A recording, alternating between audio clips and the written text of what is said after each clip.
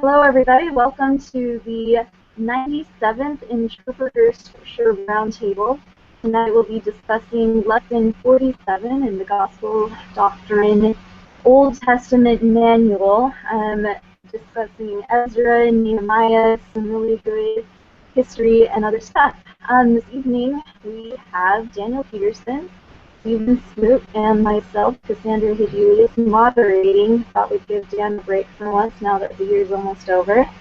And if you have your scriptures in your manual, go ahead to lesson 47.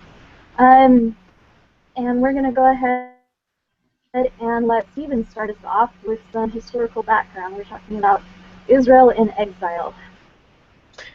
Yeah, well, we're going to be talking a little about Israel after the exile. So it's interesting because I think where we last left off in the roundtables was Ezekiel, which is Israel in exile. Ezekiel is a prophet of the exile.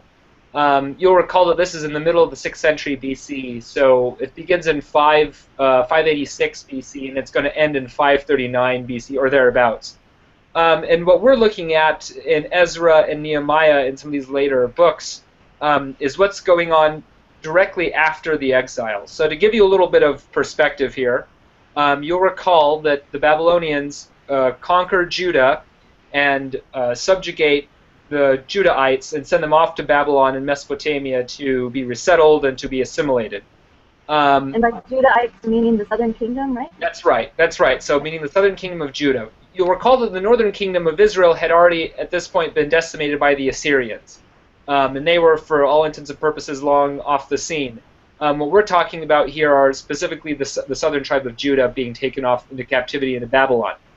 And they're going to be there for about a generation. For about 40 or 50 years is how long they're going to be captive. Ezekiel and Daniel and some of these other prophets are going to prophesy during this time. But we have something very interesting happen in the late 6th century. So there's a Babylonian king, Nabonidus, who is particularly unpopular amongst the Babylonians. And he is going to be overthrown and succeeded by actually not a Babylonian king, but a Persian king, the Persian King Cyrus. And Cyrus is going to gather, well, first he's going to conquer the Achaemenians, and then he's going to establish the Persian dynasty and empire and go over westward to conquer the Babylonians and others. And there's something interesting about what Cyrus does because it's actually recorded in a neat little inscription called the Cyrus Cylinder. This is it's about that big. It's a clay cylinder that has cuneiform written along the sides.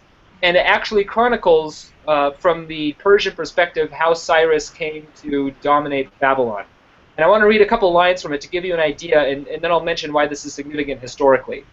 So it begins by talking about an incompetent person was installed to exercise lordship over his country. It's probably talking about Nabonidus, the Babylonian king. And he's particularly unpopular, so it says, by his own plan, he did away with the worship of Marduk, the king of the gods. He continually did evil against Marduk's city. So he's not a very good guy. People don't like him. So it says, Marduk turned towards all the inhabitants that were abandoned and all the people of Sumer and Akkad who had become corpses. It portrays this king as a very sort of tyrannical guy. And Marduk is going to raise up Cyrus. He says this, the cylinder says this, he surveyed and looked throughout all the lands, searching for a righteous king whom he would support. He called out his name, Cyrus, king of Anshan. He pronounced his name to be king over all the world. And it goes on to say how Marduk, the Babylonian god, brings up Cyrus to conquer the Babylonians, which is kind of interesting. And here's what Cyrus says. I am Cyrus, king of the world, great king, mighty king, king of Babylon, king of Sumer and Akkad, king of the four quarters. He goes on and on and on, right? So definitely not a giant egotistical guy there, that's Cyrus. He's very humble. But he will go on to say this. When I entered Babylon in a peaceful manner, I took up my lordly reign in the royal palace amidst rejoicing and happiness.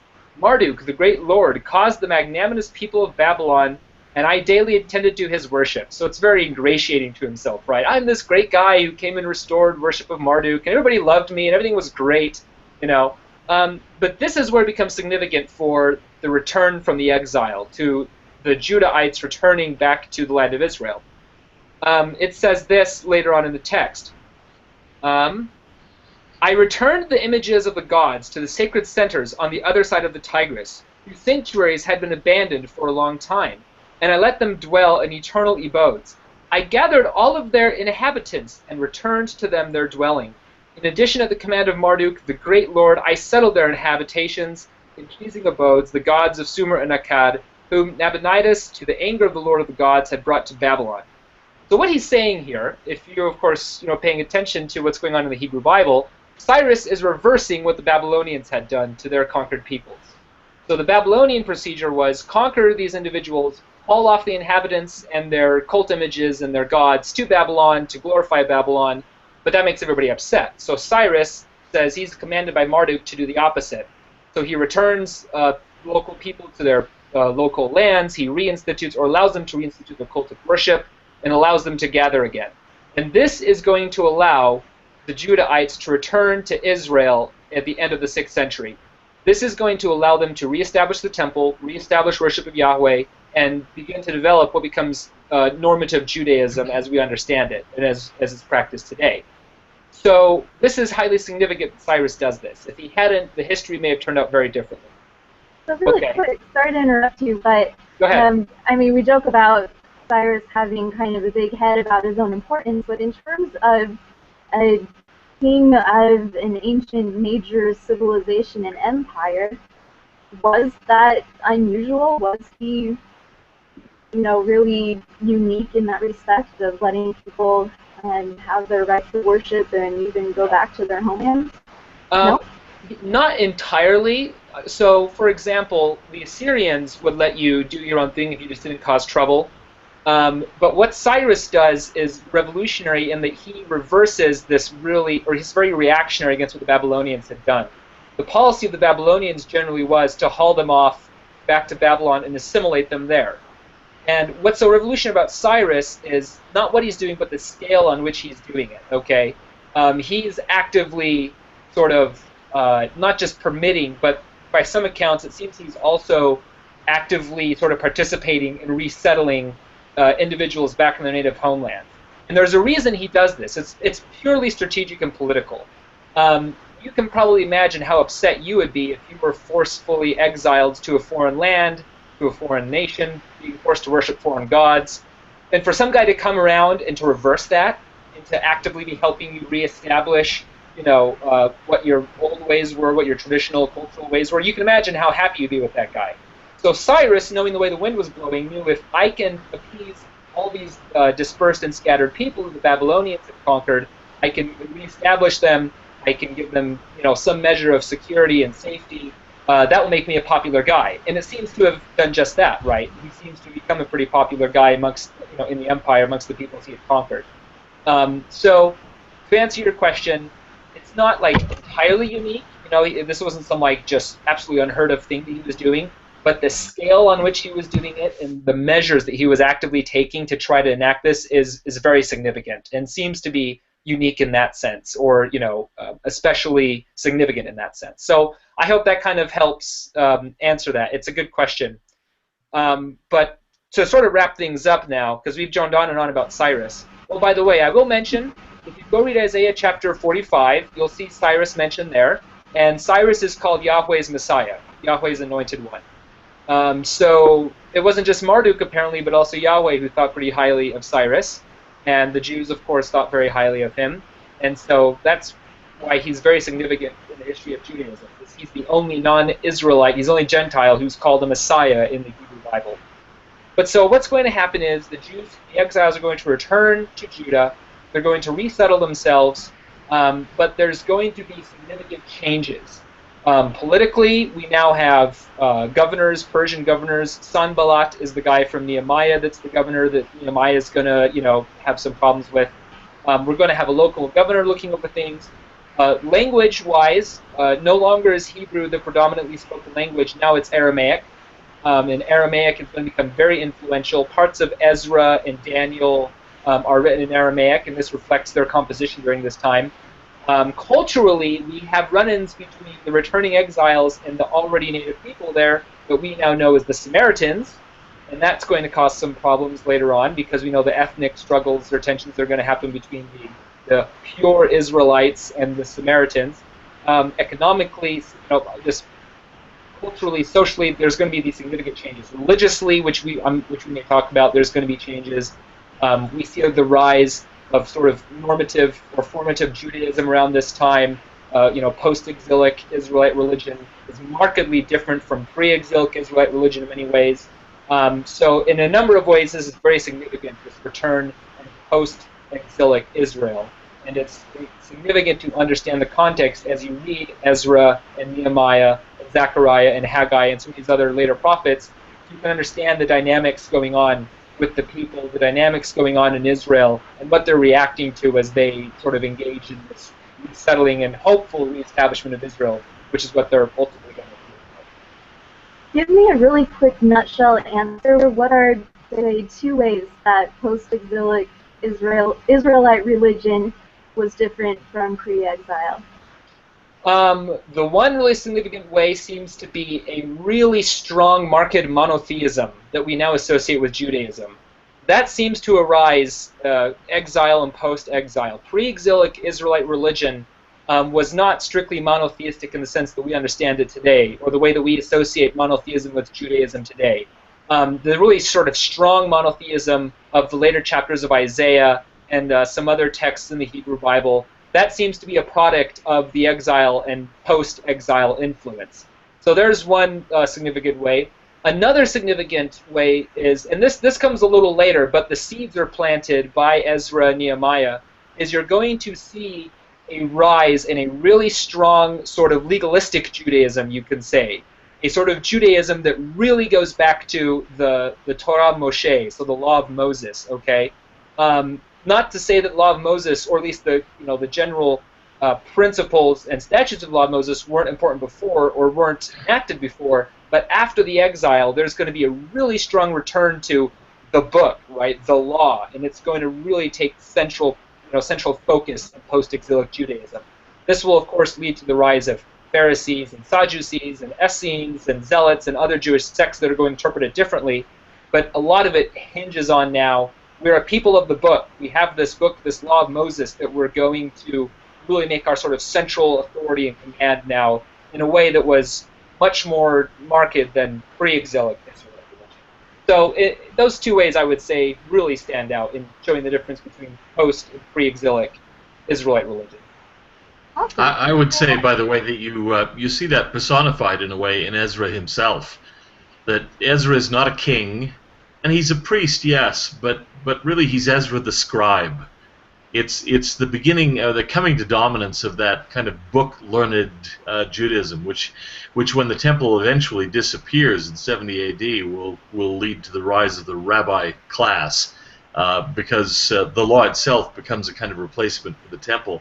It doesn't yet, but you can see that the seeds are being sown, as was mentioned, for that kind of development, where a scribe is really important, who reads the law to the people, who derives at least part of his authority not merely from the fact that he's a priest, but from the fact that he's learned in the law. He knows the law of Moses very, very well. And so, kings are gone now. You're not going to have kings in the same sense that you had before. Zerubbabel, who shows up here, is the last, as far as I know, the last descendant of David who has kind of civil authority. After that, it's going to be a rule of priestly classes who function more and more as aristocrats. And then eventually, when they lose their role with the ultimate destruction of the temple, it's the scribes. In a sense, you can see Ezra as a kind of proto-rabbi. He's beginning that evolution toward rabbinical authority in Judaism. And in Isaiah and all the previous books, you see a lot of, to go back to this idea of the rise of monotheism, you see a lot of concern about the Israelite propensity to worship idols. You don't see that much after the time of the return from the exile. There are other issues, unrighteousness and so on, but it's not so much a seeking after or whoring after false gods. It's there are other questions in their minds, not keeping the law faithfully, but not so much idolatry or being taken in by Baal worship or something like that. Yeah, you're going to see at this time a rise in, we today, and this is kind of unfair, but today we associate this with the really sort of nitpicky nature of Judaism, haggling over these little, aspects of the law. We sort of caricature that into how legalistic and rigid Judaism is, right? Mm-hmm. But at the time of Ezra, you're right, Dan, that it's going to become not so much a matter of worshiping false gods. That's still an issue. But it's going to be more, how do we interpret the law correctly? Because this is what we have, right, is the law. And this is what has been handed to us. You're going to see these rise in these sects of Judaism that are really going to, haggle each other over little things that to them are highly significant. Since it's become the new danger is not interpreting the law correctly, right? So this sort of goes along there with what you were saying. Right. So, Dan, you said that there's kind of the kingship of Israel ends at this point. Is there not a line from Zerubbabel to like Herod in the time of Christ? There's still a Davidic line, but they play a minimal role. By the time Christ comes along, we're told that Christ is of the line of David, but they have no role in the rulership of the community or anything like that. It's the priestly families and the Maccabees and so on who are ruling by the time of Jesus, but no longer the Davidic kings. There's a dream of a return of the Davidic monarchy, but you really don't get it. And then is there not really a role of a prophet anymore either? There's no more. You still do have some prophets, contemporary with this story of Ezra and Nehemiah. You get Haggai and Zechariah, who are prophesying, who are supporting the rebuilding of the temple, for example. But we're coming pretty close to the end of the prophetic tradition in Israel as well, at least the canonical prophetic tradition. It's all going to, and that too will lead to a change, to where it's no longer a matter of living prophets, but of revering the words of the past prophets that have been written down in what will eventually become a canonical Old Testament or Hebrew Bible. And so it's a very different allows thing. all of these factions to come up, that you can't just turn to the prophet and say, how do we interpret this, but instead they all argue amongst themselves? Yeah, there's certainly no single person who has the authority to answer these questions. It's a matter of academic, scholastic interpretation, and that's everybody's game. As a lawyer, how that works. It's very much that kind of thing, that people are arguing about the meaning of the law, and courts will rule different ways. Lawyers will argue, sometimes even sincerely, different ways about the interpretation of the law, and but that's the kind of thing you get. It's reduced to interpretation of texts to a large extent, rather than going to a living oracle. That will eventually sort of fade, and so there's the veneration of an effectively closed canon. There's no time where the Lord says the canon is closed. They just new deposits into the canon ceased being made. Not too long after this. Okay. And then, so Ezra himself, and you can look at this in the lesson manuals too, we have this book of Ezra, chapters 1 through 8, but Ezra, the actual man named Ezra, doesn't even show up until chapter 7. Before then, It's the pre-Ezra history with Zerubbabel and Jeshua lead the first group of Jews back to Jerusalem. And then the second wave under Nehemiah, is that right? Mm-hmm. There's some dispute about whether Nehemiah might have come first or not, but the usual view is that Ezra did. And then just anybody teaching this is probably going to want to pull out their Bible maps too. So roughly, you can think of Babylon as being modern-day Iraq, correct? Yeah. And then Persia as modern-day Iran.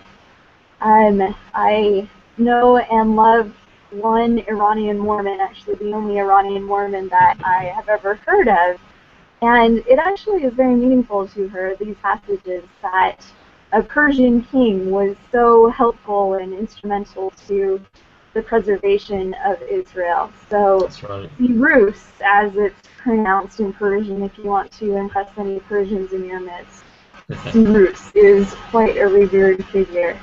Yes, he is. And that name is still used occasionally by modern-day Iranians. Oh, I've known some people who bore the name. So what can one of you tell us about the temple? Because of course they get back to Jerusalem, and it seems like their number one thought is, we need to build the temple. And how did that go, and how does that connect to the temple that we then see at the beginning of the New Testament? Well, by the way, let me say something about that map. You mentioned getting out the map.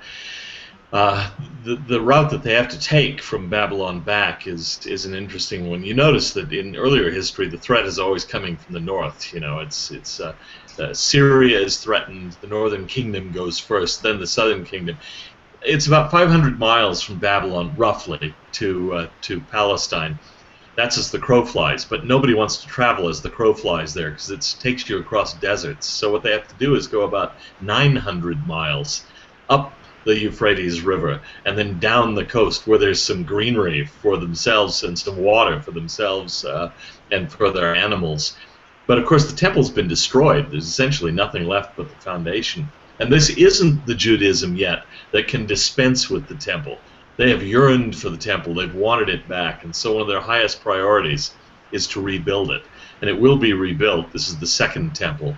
And the second temple is a humbler operation. There's even some account in these books of the people who knew the former temple being a little disappointed when they finally saw the second temple. It just wasn't as grand as Solomon's temple. But on the other hand, it will now last for a long time. It's never really destroyed. It's just gradually rebuilt, redone, renovated, added to, and when it finally is in a sense destroyed, that's by Herod, who wants to build a more spectacular thing. Then of course his temple is destroyed in 70 AD, but they find the temple, you know, this is, as I say, this is a Judaism that still revolves around sacrificial offerings, still has a functioning Levitical priesthood, and so it's an imperative for them to rebuild the temple. And there's a really touching scene in Ezra where it says that the people there, the older priests and so on, who had seen the previous temple, they're crying so much when the foundation is laid. There are cheers and huzzahs, but there's also weeping, and the noise was so loud you really couldn't distinguish the weeping of joy from the cheers and the applause and the ovation when the foundation is laid. To me, that's a very human, very touching scene. So the other thing I'll just mention quickly about the temple that's very interesting from our Latter-day Saint perspective is the dedication that follows the temple. Just like with Solomon's temple, we have a dedicatory sort of service for the temple, which includes a sort of a covenant renewal ceremony that Ezra leads the people in when they return and they begin this new work on the temple, in this new temple service. That's significant for us, of course. We can tie it in with the Book of Mormon with such examples as King Benjamin tying in a covenant renewal ceremony with the temple and his people. So this is the thing that you do, right? When you reestablish a temple, or when you sort of have these marked transition periods. Joshua does it when they come into the Promised Land. He does a covenant renewal ceremony. Ezra does it when they're working on the temple when they come back from exile. It's very interesting, this pattern. Solomon does it, of course, when he dedicates the temple. It's very interesting that you have this continual covenant renewal ceremony that, from our Latter-day Saint perspective, should make us think about, renewing our covenants when we go to the temple and the covenants we make there. And to think about it, when we dedicate temples, try to get yourself in this mindset that this is something new, and so we're going to rededicate ourselves as well to the temple and to the service done in there. So from both an ancient and a modern perspective, it's neat to read Ezra and Nehemiah and to see these covenants being renewed, the temple being rededicated and renewed, the city of Jerusalem, even the walls of Jerusalem are dedicated and renewed, and they make a big deal about that. So some interesting continuity there, I think you can see from biblical times to our own modern worship today.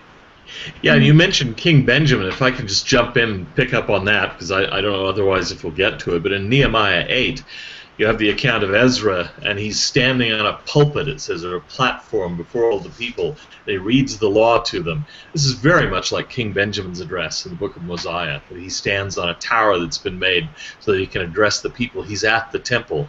And then they celebrate a Feast of Tabernacles. He says they hadn't done one like this since the days of Joshua, the son of Nun. Probably doesn't mean that, well, we know that they'd celebrated the Feast of Tabernacles since then, but probably not with as much joy or enthusiasm.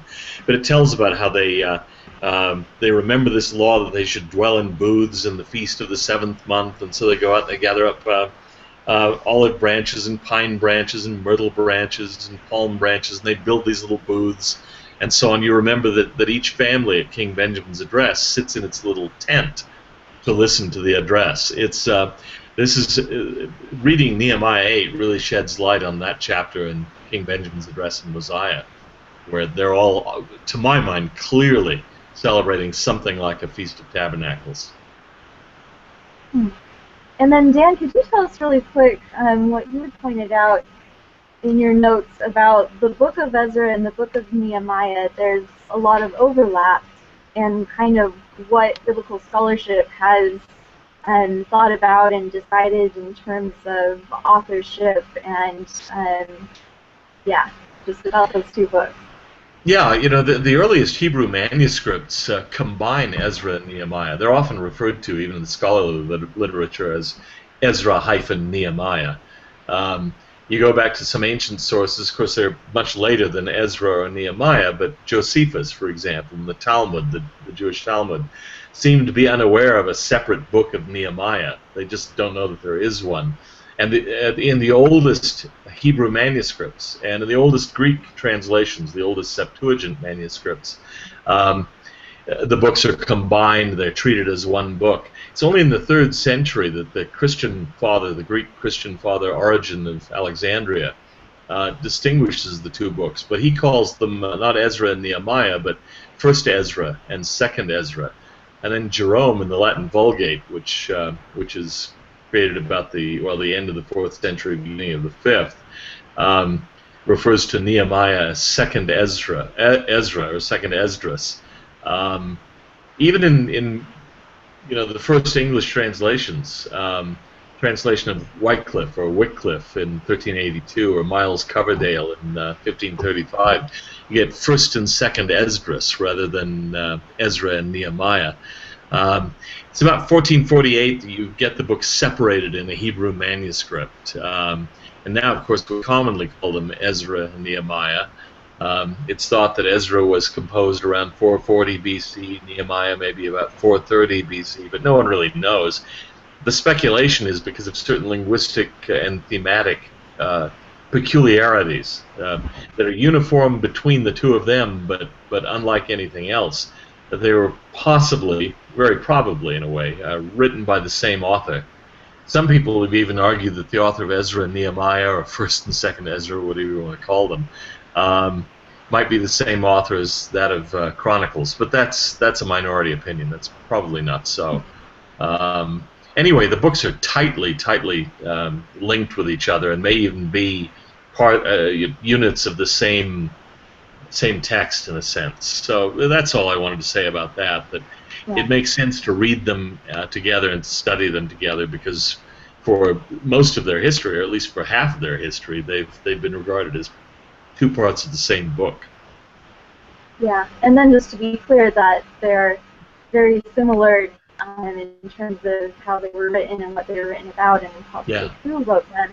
But Ezra and Nehemiah were two real people, separate individuals. Right. And I think, Stephen, you mentioned before Ezra was a scribe, or sorry, maybe that was you, Dan. Ezra was a scribe. Nehemiah was the cupbearer to the Persian king. So were both of them kind of raised in exile in Persia? It seems to be so. It's much more obvious with Nehemiah, obviously. It's explicit, right, that he was in the Persian court. Ezra, it seems likely that he also was, coming from the exile with others. Since they're contemporaries, since they're working at the same time, and they're both returning to Jerusalem at roughly the same time, I think Ezra comes before Nehemiah. I think he returns before him, if I remember correctly. Mm-hmm. It seems likely that they both, were under exilic influence, under Persian influence. One of the reasons why, what am I trying to think here? There's an interesting thing. I think it's in Nehemiah where Ezra, he reads the law to the people, and then it has to be read to the individuals in the audience in Aramaic. Yeah. He's probably reading it in Hebrew, but it has to be read to them in Aramaic. And so Ezra is still able to maintain sort of at least a priestly sort of, I guess, elite status because he still knows Hebrew, right? The common folk of the day most likely had lost their Hebrew and were speaking strictly Aramaic.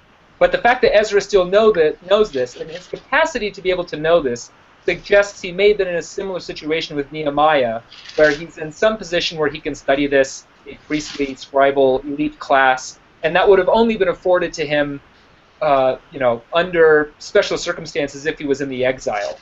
We know that from the book of Daniel that Nebuchadnezzar, this is going a little bit back, but we know that some certain Jews were kept in special positions within the government in Babylon. Daniel and his buddies, for example, are kept under retainer in the king's court.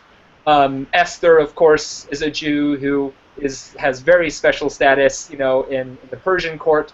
So it seems likely that Ezra is coming from a similar position because of his priestly, scribal, elite status. He knows this sort of archaic, scribal language, Hebrew, that other people don't know, and he's able to do these sort of, legalistic sort of procedures. And that suggests that he was like Nehemiah in a similar position. And frankly, the fact that he's literate, I mean, we don't know what the literacy rates were, but in the ancient world, it wasn't so important to be literate. We see it as essential, but for most people, there weren't that many books. There wasn't much to read.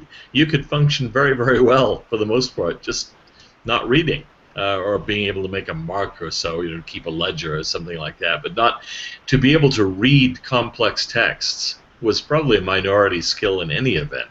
And to read it in a language that you no longer spoke, that would be altogether different, really. It'd be, like a Spanish speaker reading Latin. Well, yeah, I mean, it's a related language, but no one speaks it anymore. It wouldn't be anything like what you heard on the street. Yeah, that gives him a certain status, and there again, that's part of the transition. Being a rabbi involves special skills. Most Jews don't read Hebrew well enough to be able to read the Torah or the Talmud in the original Hebrew or Aramaic or whatever it happens to be, and so that makes a learned clerical class, a clergy class, distinct from a priestly class. In Ezra's case, it happens to be in the same person. That won't always be so. Eventually, non-priestly learned people will come along who can read the text. The Pharisees are like that. Sadducees were the priestly group in the New Testament, but the Pharisees were the learned, the lawyers, the scribes, and so on. I might say about Nehemiah, too, that Nehemiah is not a priest, and that will help to make sense of one really peculiar little story in Nehemiah 6, where there's a fellow who comes to him and says, look, this is about what, verse 10 of chapter 6. A fellow by the name of Shemaiah, the son of Deliah, the son of Mehetabel, comes to him and says, look, let's go hide in the temple. Your life is in danger. People want to kill you. And Nehemiah refuses and says, I won't do this. Verse 11, should such a man as I flee? And who is there that, being as I am, would go into the temple to save his life? I will not go in. Well, why would he say that? Because he's not a priest. He doesn't have the right to go into the temple, not even to save his life. And of course, if he had shown that kind of cowardice, in effect, in the face of the threats against him, he would have discredited himself and probably lowered morale. But he won't go into the temple because he doesn't have that right. He's a government official. He's got government authority behind him, the authority of the king, but he is not a priest.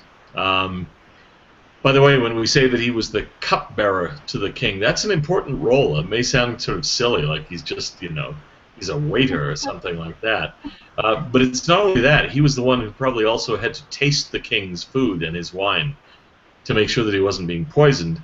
And there's that was to be taken seriously. Xerxes was killed by a member of the court, one of the predecessor Persian kings. So it was always a threat that somebody would put something in your wine or in your food, and so you have a taster. Well, you've got to trust him. If you can't trust him, you've got no security at all. So this is a position of some confidence, but it's not a priestly position. Can I point out one more thing real quick, Cassandra? Oh, go ahead, yeah. I feel kind of silly because I just realized this now, but Ezra is absolutely being commissioned by the Persians. And you know this because of Ezra 7. where he's given a letter by Artaxerxes to go back to Jerusalem and reestablish, the cult. Yeah. And so, it's pretty explicit too, right? He's being commissioned by Artaxerxes, and he's being told to go back. So he clearly has a position of some kind within the Persian court, as Nehemiah does. Beginning in verse 11, it says, and this is in Ezra 7, "This is a copy of the letter that King Artaxerxes gave to the priest Ezra, the scribe, a scholar of the text of the commandments of the Lord and his statutes for Israel.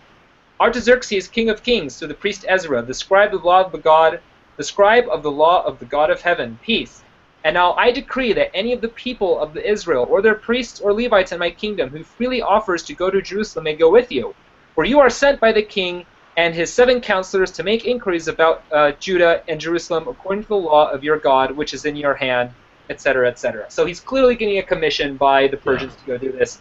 And feasibly, I think that could only have happened if Ezra was in a position within the Persian court or the administration where they could trust him enough to do this, right? They're not going to give this kind of a job to any random schmo on the street. They even list his credentials. He's a scribe, he's a priest, he knows the language, he knows the texts, and so he's the guy to do this. So I think that answers clearly, what Ezra's position was. Yeah, yeah.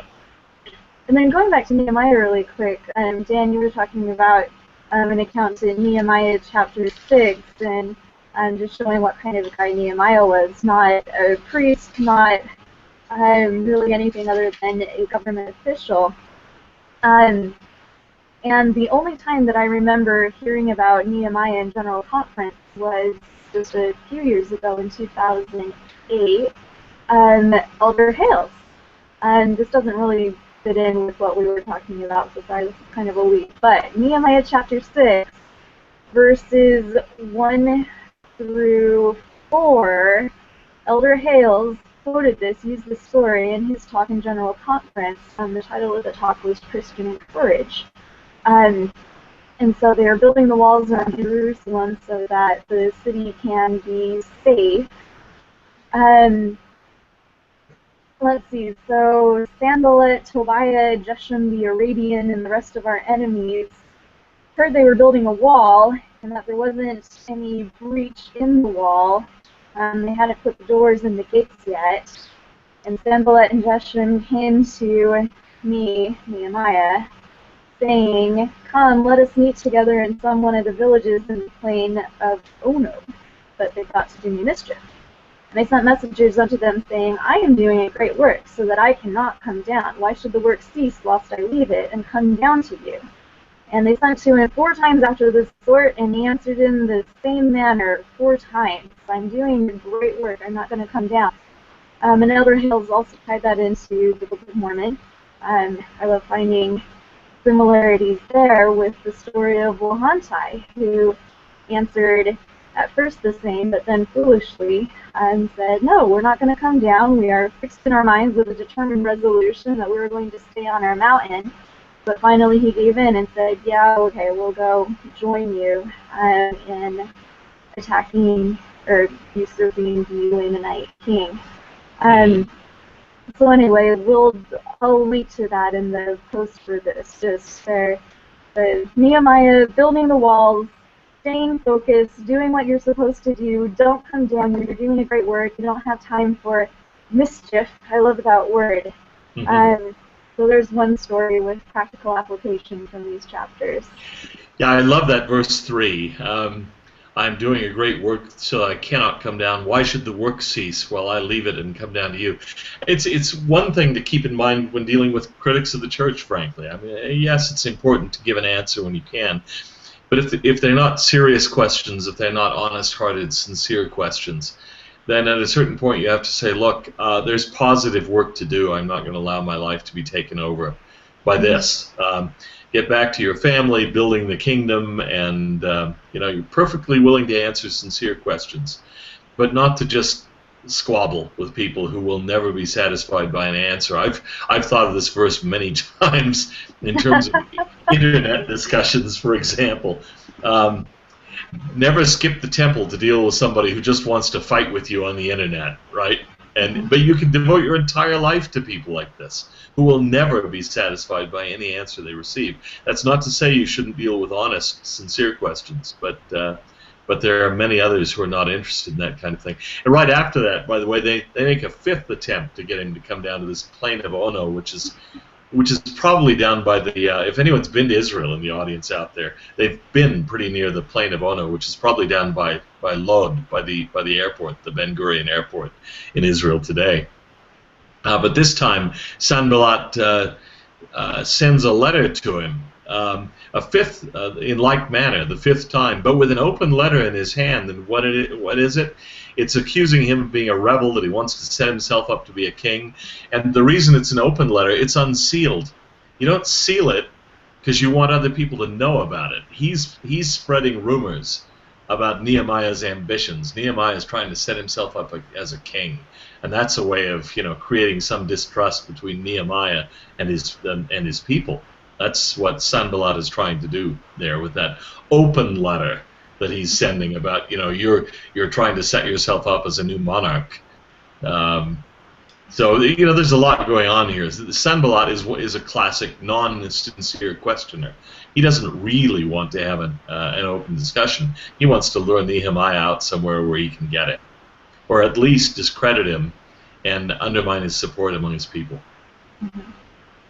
Yeah, and Elder Hales made a very similar point too, just about our own motivations. As we're in the Nehemiah role, sometimes it is appropriate to engage with people who are, down on the plain of Ono, asking us questions, trying to get us into a discussion. But we just have to be careful that our own motivation is a desire to help and an appropriate judgment that this is a good way to accomplish that, and that our motivation is not to be argumentative and to show how very clever we are.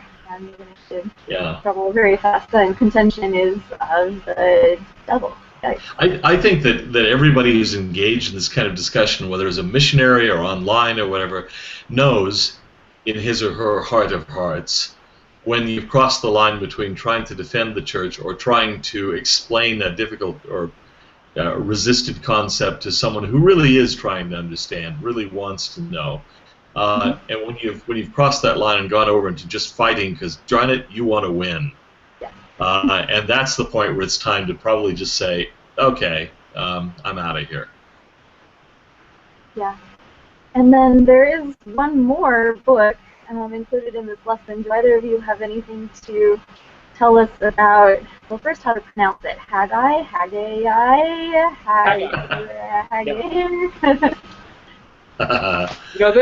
That reminds me, Cassandra, about something very humorous I just read not too long ago. There's a website, it was sort of satirical, they had a satirical post about the top 10 things for single LDS guys to attract girls in Sunday school, right? And this very satirical list, to do all these egg-headed look smarter. And one of them was to casually name-drop prophets that you don't read, I was reading the book of Haggai the other day. It's one of the things that you just don't hear people saying these days, right? It just reminded me of that, so that was pretty good. Just ponder carefully what sort of girl you want to attract. Yeah. Well, that reminds me of something one of my professors said. He said, if you're ever in a Sunday school lesson and you want to sound really smart and you want to get away with some kind of wild claim, you could always couch it by saying, well, there's an old Jewish legend that says, or you could say, well, Josephus said, and then go and quote whatever you want to say, right? It's all part of this game of just sounding smarter than you are. So. Right. Because most people out there don't know. Most people out there don't know, and even if they've read Josephus, good grief, Josephus says so many things. Yeah. If you say that he said X, even people who've read him will think, I don't remember that, but I don't dare say he didn't. Yeah, yeah. So, Josephus wrote a lot. It's big collection of stuff. Well, Haggai is a contemporary of, he's there in Jerusalem at the same time that all of this stuff is going on. And he's really interesting. We have one chapter, I think, that was listed as additional reading that people could do for this chapter, which I know all Gospel Doctrine class members will do, because no one ever comes to Gospel Doctrine class without having read the lesson and all the additional passages. But it's interesting because clearly what's happened is the people haven't given themselves over to building the temple with sufficient zeal. And so Haggai says to them about the temple, you haven't built the temple yet. This people say, verse 2 of chapter 1 of Haggai, this people say, the time has not come, the time that the Lord's house should be built. We'll get to it one of these years. Then came the word of the Lord by Haggai the prophet, saying, is it time for you, O ye, to dwell in your sealed houses, the houses with nice ceilings, and this house be waste? So he says, because of that, I'm going to stop the rain. You're not going to get good harvest. You wonder why you've been living so poorly here. Ye looked for much, verse 9, and lo, it came to little, and when he brought it home, I did blow upon it. In other words, I blew it away. Why, saith the Lord of hosts? Because of mine house that is waste, and ye run every man unto his own house. Therefore the heaven over you is stayed from dew, and the earth is stayed from her fruit. You're so concerned about clothing yourselves and taking care of yourselves, but you haven't built the temple, and that's what you need to do. And so that's Haggai comes along as he's giving them a prophetic pep talk. Don't forget what's really important here. Don't be building elaborate, nice houses for yourselves when the temple is still lying in ruins. Get to work on the right things. Yeah, I'll just note, we're not sure what Haggai's name is etymologically. It's kind of a bizarre name, but some scholars think it's from the Hebrew verb hagag, which is to make a pilgrimage. And if that's the case, then it's understandable why he would be concerned with making sure that the temple is rededicated. Yeah. He very much has this sort of one-track mind of getting the temple rededicated. In that sense, it kind of harkens back to the problem that David had, right, where he says, I'm living in this giant palace, and God's living in a tent back in Shiloh, right? We got to do something about that. So Haggai is kind of in that same mindset, right? He's going to be a great drive towards, as Dan said, prepping, giving the prophetic prep speech about the temple and the fact that we need it, and we need it now. And that's going to, of course, pan out eventually, but Haggai is really going to kickstart that, right, and get the people on that track. You mentioned that his name, one explanation that's been proposed for his name is it has something to do with festivals of pilgrimage. There's a modern word that many people know, which is the Hajj. H-A-J-J, it's often transliterated. Or in Egypt, you'd even pronounce it Hag. It would be H-A-G-G, like Haggai. And that's, of course, the annual pilgrimage to Mecca. It's a related word, same root. Oh, very cool. All right, well, I think we should start toward wrapping it up. And so, one more question for you both. The theme of this lesson is building. Going back to their homeland, to Jerusalem, building the walls to protect the city, building the temple within those walls. What does this teach you practically in your lives today about building temples, building a Christ-like life? Any thoughts on that? I'll just mention something briefly. One thing I've really appreciated Mormonism for is its very pragmatic religion. I really admire Joseph Smith and Brigham Young, especially, for how pragmatic and sort of practical they are in getting the job done, right? My understanding is most of the times in our lives, and I think this is true in the gospel, I think it's very rare when God's going to directly intervene in some dramatic, miraculous manner, right, to sort of deliver us from our problems. I'm not saying that doesn't happen. I just think it's more rare. It's done, it's very rarely done. And the reason I think it is I believe that God gives us the means, the opportunities to accomplish our work, but He ultimately lets us do it for our own embetterment, for our own growth and development. We need to be the ones who take the initiative and who use the resources and opportunities given to us by the Lord to build up our lives, build up the church, and so forth. And if you look at these chapters in that sense, I think it begins to bring a new significance to what's going on here. The Lord has raised up this Gentile king, Cyrus, who sort of miraculously says everybody's allowed to go back to their homeland and worship their God again. And it would have been really easy, and perhaps a lot of the exiles did this. It would have been really easy to sort of sit around and say, well, it's nice here in Babylon. It's not a big deal anyways. We got a nice cushy life. We can just sort of chill out here. There may have been those that did that, but look what the overwhelming response was to take this opportunity and work hard to accomplish it. Right? Take the blessings the Lord had given and work to do their best to build up Jerusalem, to build the temple, and receive those blessings again. And I think that's with our lives, our callings in the church, our families, our friendships and relationships. We shouldn't just sit back and sort of coax and let the Lord do everything for us. We should be, as the Doctrine and Covenants says, anxiously engaged in doing a good work and in doing the work we need to get done. So I would say read it, with that lens to appreciate what's going on here and how we can sort of apply this in our own lives today.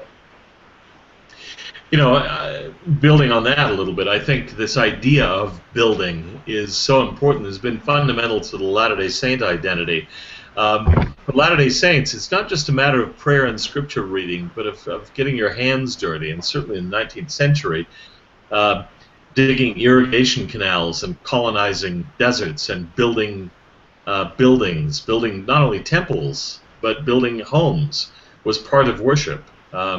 We were called upon to build, and we still are. It's not enough. We don't believe in withdrawing into a monastery or an abbey or something, a convent, and simply praying and chanting hymns, singing psalms all day. It's also a matter of getting out there and doing work, working in the welfare cannery, whatever it happens to be, working on the welfare farm, fixing a widow's house, all those sorts of things. We aren't usually called on building missions anymore, but there are still people alive who were called on such missions. There are still people around who help build their chapels. Now with modern building codes, at least you wouldn't want me anywhere near a building site. But Convenient. right. But that spirit is still there, and so this idea that they came back and part of their worship of God was to rebuild the temple, rebuild the walls of the city, build up the city of Jerusalem again as the city of God. That I think is still has a lesson for us today. And I love the passage in Nehemiah chapter 4, where Nehemiah describes the builders of the wall, that everyone had his sword girded by his side, and so builded. Or they had a sword in one hand and they built with the other hand. You've got to defend and you've got to build. To me, being involved in apologetics and so on, that's part of it. You've got to defend the claims. And you've also got to do the work. It's not enough to sit around. I know one rather eccentric person who, as far as I can tell, doesn't come to church, but he spends all of his time on the internet defending the kingdom. I don't get it. That's not right. On the other hand, you can't just go to church and refuse to ever speak up in defense of your beliefs. Not everyone has to be an internet apologist, but when the time comes, every man is supposed to give a reason for the hope that is within him, as Peter says. Every man and every woman, every disciple of Christ. And so that's really, that I think is really important. So anyway, that's at least some thought. Yeah. Thank you. Really quick, I'll just add my thought that both of you gave me to start thinking while you were talking.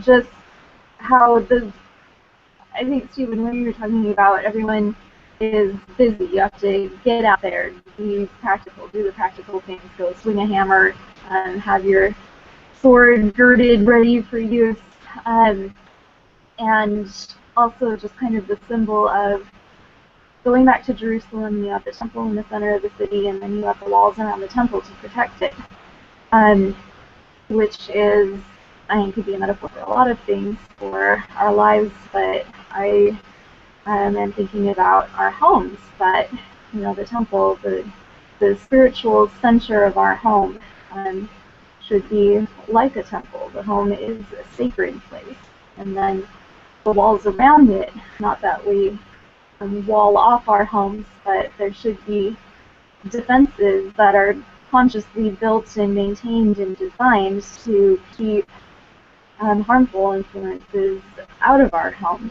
out of our lives. And so what are we consciously building every day? How are our lives structured and scheduled in order to accomplish a great work, like Nehemiah said, not just drifting from day to day, but making something meaningful happen.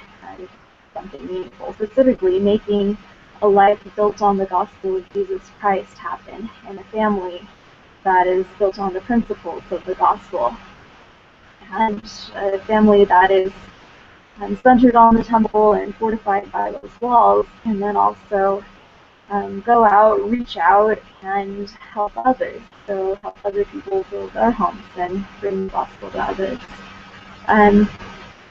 So yes, thank you both very much. Let me just may I just add something to that, Yeah. or detract from it, maybe, who knows? But It occurs to me that the walls of the home ought to be temple-like, certainly in this sense. There are certain things that ought simply never to pass them. It's one of the many reasons for objecting to pornography, and particularly internet pornography, that can now so easily come through a wall, but should not. But another thing, maybe less obvious than this, is that quite often we're out there in the world, and the world is stressful, and the world is irritating, and there are sometimes not so very nice people out there, or frustrating people. And what we often do is we're on our good behavior when we're out in public. And then, ironically, it's when we come home that we often unload. Cut loose. Yeah. They cut loose the tensions of the day, and we let loose on somebody who maybe isn't even responsible for it, but it's finally somebody that we can tell off. We can just, let it go, and that's the opposite. They'll love you and forgive you if you treat them badly. Yeah. Where a public person, if you did that to your boss, that would be it. It would be over. But you can say things like that to your wife, or to your husband, or to your children, or to your parents, and they'll still probably love you. And so we do that. We often let our guard down with the very people where we ought to be most careful not to misbehave. And our good behavior is reserved for strangers, in a way who, not that they don't matter, but in a sense, relatively speaking, they don't. So that's one way in which the home ought to be temple-like, I think. There are just certain things we don't bring into the temple. We don't even bring them into the chapel. You just wouldn't do it. Mm-hmm. So there are certain things that should not come into the home. Yeah. I brag about my husband a lot, that but just that he is very kind, unfailingly kind. There are a lot of things that you could say about a person and what you love about your spouse, but he never cuts you down, he never uses sarcasm, he never gets angry and says mean things just for the heck of it. And I knew going into marriage that he had that trait, but I've just come to appreciate how incredibly precious that is, that kindness. Yeah. And that's the spirit of the temple, in a way. You don't hear people yelling at each other in the temple. You don't often hear anger in the temple. There's kindness and helpfulness and so on, because we don't bring those things in with us. And we know better. We should know better in our homes, too. Yep. Stephen, any thoughts before we wrap up? No, I thought you both said that very well. Well, thank you. All right. Well, this has been the 97th Scripture Roundtable of the Interpreter Foundation. I think when we get to number 100, we should have like some confetti or something. We have been discussing lesson 47 of the Old Testament Gospel Doctrine Manual. I'm Dan Peterson, Stephen Smoot, and I am Cassandra Hedelius. Thank you all very much for joining us, and we hope that this will help you in your study and or teaching.